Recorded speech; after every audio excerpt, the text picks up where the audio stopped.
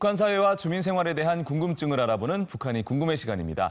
북한이 자랑하고 선전하는 대표적인 무상제도 세 가지가 있죠. 네, 무상교육, 무상의료, 그리고 무상주택입니다. 네. 집을 공짜로 준다는 건데요. 말만 들어도 꿈만 같지 않습니까? 그렇죠. 네. 김대화 아나운서 집 산 지 얼마 안 됐으니까 예, 고충이 느껴지죠. 그렇습니다. 네. 아주 그냥 고생 많이 했습니다. 그러게요. 네. 하지만 실상을 보면 이 모든 무상제도가 옛말이 된 지 오래라고 합니다. 우리가 상상하는 것 이상으로 북한 사회가 변하면서 북한에서도 집을 사고 파는 부동산 시장이 뜨겁다고 합니다. 네, 정말 흥미로운 이야기가 될 것 같은데요. 기대가 됩니다. 네, 오늘 모신 두 분은 직접 발로 뛰면서 북한을 연구하고 취재하는 분입니다. 통일연구원 정은희 교수님, 그리고 북한 전문 기자로 활동하는 강미진 씨입니다. 어서 오세요. 안녕하세요. 반갑습니다. 안녕하세요. 네, 정은희 교수님께서는 북한 사회를 연구하기 위해서 이 북중 접경 지역에 자주 가신다고 들었거든요. 최근에는 언제 다녀오셨어요? 네, 최근에는 이제 5월 말경에 이제 다녀왔는데요. 확실히 이제 북한의 변화가 워낙 빠르다 보니까 굉장히 놀랄만한 일들이 많은데 가장 큰 변화는 아무래도 굉장히 많은 주택들, 아파트들이 세워졌습니다. 네. 그래서 보면은요, 도시의 색깔들이 달라졌어요. 그래요? 그리고 이제 구도시와 신도시의 그런 구별이 확연하게 나타나는. 그러니까 굉장히 건설 붐이라고 해야 되나요? 아니면 부동산 붐이라고 해야 되나요? 네. 그런 것들을 한눈에 확연히 알 수 있습니다. 지금 보이는 사진이 바로 북중 접경 지역이죠. 양강도 해산의 신축 아파트입니다. 강미진 기자님, 고향이 어디세요? 양강도 해산입니다. 양강도 해산도 네. 역시 이렇게 부동산 개발이나 아파트들이 주택이 생기는 것을 좀 느끼실 수 있나요? 그렇죠. 이제 제가 북한 내부 소식통이라고 통화를 하다 보면 언제 입주를 한다. 아니면 새로운 아파트가 지어지고 있다. 네. 또 어떤 형태의 뭐 이런 아파트들이 대상은 어떤 사람들에게 공급이 되고 판매는 어떤 사람들에게 판매가 된다는 이야기들을 들으면서 많이 달라지고 있다. 이걸 느낄 수 있었습니다.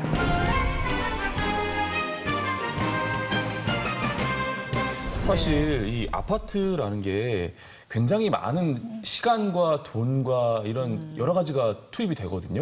그래서 우리나라 같은 경우에는 뭐 대형 건설사들이 주로 이제 아파트를 짓고 하는데 맞습니다. 북한에서는 그렇다면 누가 짓고 분양을 하나요? 네. 그러니까 북한에서 우리로 말하자면 시행사라고 하죠. 이 시행사가 누구냐라고 보면은 세계 주체로 국가, 그다음에 특권 기관을 포함한 기관 기업소, 여기는 공장 기업소도 다 포함이 되고요. 그다음에 돈주예요. 돈주요? 네. 그러니까 돈의 주인이다 했을 때 돈주라고 하는데, 물론 이제 북한은 사회주의 국가이기 때문에 역시 국가가 주도해서 짓는 그 비중이 상당히 높습니다. 근데 그럼에도 불구하고 이 세 개의 구분이 명확하지 않다라는 거죠.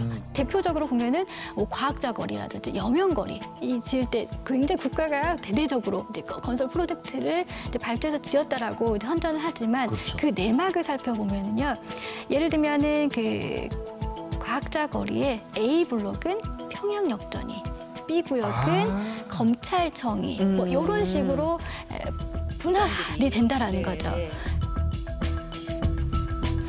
그래서 만약에 내가 충분한 자본과 자금을 가지고 인력을 가지고 있다면 그냥 우리가 기관이 지으면 돼요. 근데 그게 어려운 그런 기관 기업소 같은 경우는 돈주의 자본을 이제 끌어들인다는 거죠. 네, 이 돈주라고 말씀하시는 분들이 신흥 자본가들을 말씀하시는 것 같아요. 네, 네, 맞습니다. 네. 아파트를 지으려면 일단 땅이 필요할 텐데 토지는 그러면 국가에서 이 기관들이나 개인 돈주들한테 그러면 임대를 하는 건지 네. 무상 제공하는 건지 이런 것도 궁금합니다. 국토가 꼭 관여를 합니다. 그래서 이 토지가 과연 향후 여기를 만약에 다 허물고 땅집을 허물고 아파트를 지었을 때 도시 전반적인 어떤 이익을 차려지고 구체적으로 하고 승인을 국토에서 내려주는 거죠. 그럼 말하자면 국가는 땅은 있는데 자본이 없어. 그렇죠. 좀 돈 좀 투자 좀 해주세요. 해서 지어주면 여기서 나온 수익금을 가지고 우리는 또 나눠 갖고 이런 것처럼 국가하고 투자자가 좀 약간 위민하는 구조가 그렇죠. 그래서 형성이 됐네요. 지역 사회도 발전시키고 개인도 살찌고 그러는 거죠.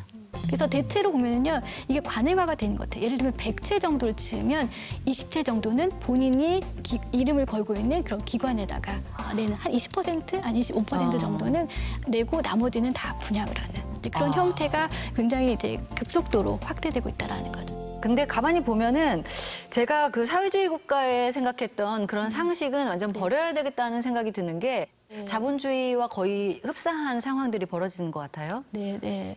사실 왜 이렇게 북한에서 이렇게 부동산 시장, 주택 거래가 활발하고 신규 주택을 짓는가라고 봤을 때 가장 중요한 요인은 바로 가격인 것 같아요. 80년대만 해도 뭐 $100 단위였다면 그때 2010년도만 하더라도 북한에서 가장 비싼 집 한 $100,000 수준이었는데 2016년, 17년도 다시 조사를 하니까 이제는 한 $350,000 정도 이제 최고가가 그런 집들이 등장을 하고 있습니다. 10배씩 막 이렇게 오른다는 말씀이시니까요. 그렇죠. 네. 어느 정도나 이윤이 발생을 해요? 라고 물어보니까 북한 말로 고부라져요. 라는 말이에요. 네. 그게 뭐죠? 그게 무슨 말이냐고 했으니까 곱이 된다는 거죠. 그러니까 예를 들면은 100만 원 정도의 돈을 들여서 아파트를 지으면 이걸 200만 원에 팔아요. 네. 그러면 100만 원의 이윤이 떨어지는 거죠. 더블.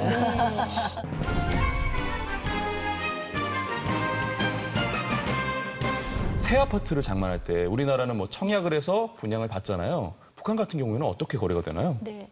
지금 북한의 그 시스템을 보면은요, 우리가 아파트를 분양을 받는다고 하잖아요. 네. 정말 유사한 것 같습니다. 그러니까 사실 아파트를 짓는 이 시행사들이라고 해야 되나요? 네. 이 시행사가 이제 아파트를 지을 때 그렇게 많은 자금이 필요하지 않습니다. 그러니까 예를 들면은 아주 목이 좋은 곳에다가 1층과 기초만 잘 닦아 놓으면 사람들이 돈을 들고 온다라는 거죠. 네. 아파트가 전혀 그 기초만 닦아졌을 때, 그리고 한 10층 정도 올라갔을 때, 아주 완공됐을 때, 그때 가격이 또 다릅니다. 뭐 10층 정도 갔을 때는 한 70%, 나중에 완공됐을 때는 100%. 그 이상을 어떻게 보면 그 시장가에 따라서 다 지불을 해야 되는 그런 상황입니다.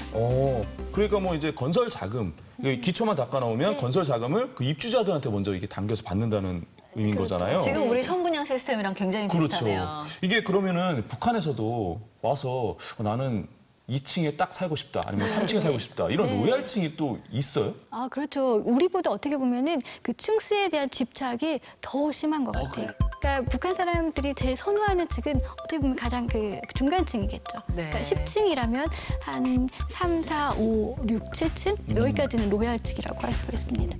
실질적인 그 가치를 본다면 뭐 집 한 채, 두 채, 그 정도 가격 차이가 나고 있는데, 네, 북한 같은 경우는 이제 일단은 첫 번째는 전기가 부족하잖아요. 그래서 네. 엘리베이터를 이렇게 마음대로 우리처럼 24시간 이용을 하기가 참 어려워요. 네. 물론 지금 현재 새로 짓는 아파트들 같은 경우는 별도로 발전기를 또 하나 구입을 한다고 해요. 그리고 이제 수도도 잘 나오지 않으니까 이제 그런 이제 오물 처리 이제 여러 가지 부분에서 굉장히 이제 불편하다라는 거죠. 그렇군요.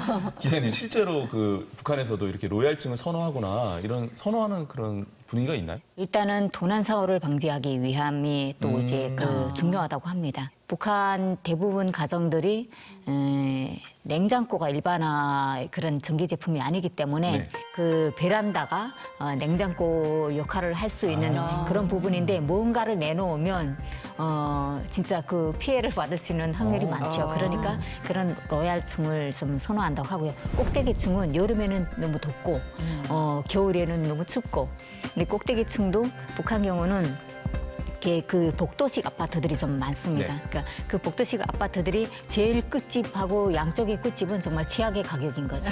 예. 네. 우리랑 이유는 좀 다른 것 같아요. 그래서 보면은요, 이 로얄층을 둘러싼 분쟁들이 굉장해요. 이 아파트를 지으면 반드시 당신에게 집 한 채를 주겠습니다. 그렇죠. 그리고 원하는 층으로 주겠습니다. 네. 그래서 약속을 찰떡같이 이제 약속을 하는데 막상 아파트가 완공이 되고 나면은 이 로얄층들은 더 비싼 가격에 다 팔린다는 거죠. 그러다 보면은 제일 안 좋은 층만 남는데 이걸 가지고 굉장히 많은 이제 분쟁들이 발생한다는 거죠. 네. 그래서 평양 같은 경우는 이 중재하는 그런 재판관이라는 새로운 그런 공무원 직업이 또 나오고 있습니다. 그렇군요. 북한은 사회주의 국가고 독재 그렇죠. 국가라 개인이 집을 사고 판다 이건 없는 줄 알았어요. 그냥 국가에서 준다 이렇게 생각했었는데 이게 최근에 와서 변화가 생긴 건가요? 어떻게 된 건가요, 교수님? 90년대 북한이 경제난을 겪으면서 식량 배급이 붕괴됐다. 네. 이제 그 문제에 굉장히 초점을 맞추고 있는데 네. 사실은 식량뿐만이 아니라 이제 주택도 그 시스템이 무너졌습니다. 이제는 뭐 다 개인들이 알아서 주택을 마련해야 됩니다. 그래서 이제 가격이 워낙에 많이 올라가다 보니까 일반 사람들은 접근하기가 어렵잖아요.